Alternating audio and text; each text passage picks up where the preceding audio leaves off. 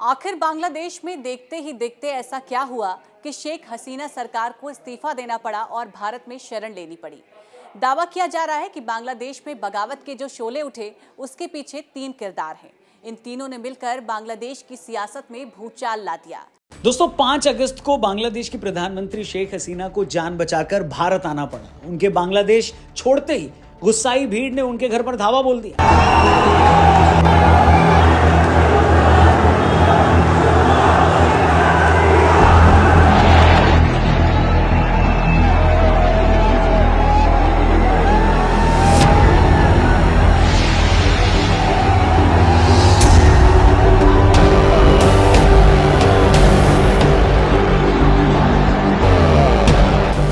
बांग्लादेश में किसने भड़काई बगावत किया?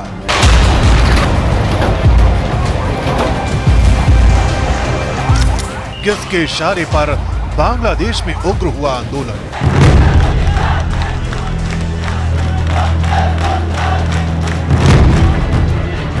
कौन है बांग्लादेश में आक्रोश की लहर का पोस्टर बॉय?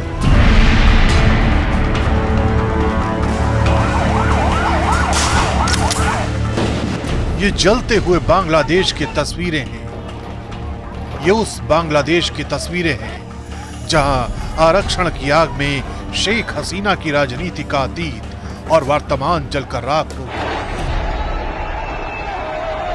ये उस बांग्लादेश की तस्वीरें हैं जहां आंदोलन के भंवर ने पूरे सिस्टम को लील लिया। लेकिन सवाल यही है कि आखिर बांग्लादेश में मचे इस हाहाकार के पीछे कौन है? किसके इशारे पर बांग्लादेश में ऐसी सत्ता विरोधी लहर आई कि शेख हसीना का राजनीतिक करियर उसमें तबाह हो गया? इन सवालों के जवाब 3 किरदारों के इर्द गिर्द घूमते हैं: नाहिद इस्लाम, आसिफ महमूद और अबू बकर।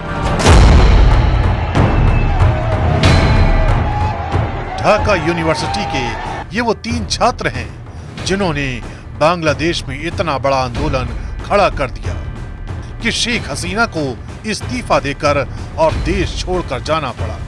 जानकारी के मुताबिक तीनों छात्र सामान्य घरों से आते हैं। इनका कोई राजनीतिक बैकग्राउंड भी नहीं है। ये तीनों छात्र इससे पहले तक कुछ छोटे मोटे प्रदर्शनों का हिस्सा रहे हैं, लेकिन दावा किया जा रहा है कि आरक्षण की आग ने इनके अंदर इतना आक्रोश भर दिया कि ये बांग्लादेश की सत्ता से ही टकरा गए। रही सही कसर सरकार ने पूरी कर दी। इनके खिलाफ कार्रवाई की गई। इन्हें प्रताड़ित किया गया, जिससे लोगों का गुस्सा बढ़ता चला गया। जानकारी के मुताबिक बात इसी साल 19 जुलाई की है, जब मोहम्मद नाहिद इस्लाम को पुलिस उठाकर ले गई। आरोप लगाया गया कि नाहिद के साथ मारपीट की गई। नाहिद के हाथों, पैरों और कंधों पर चोट के निशान थे।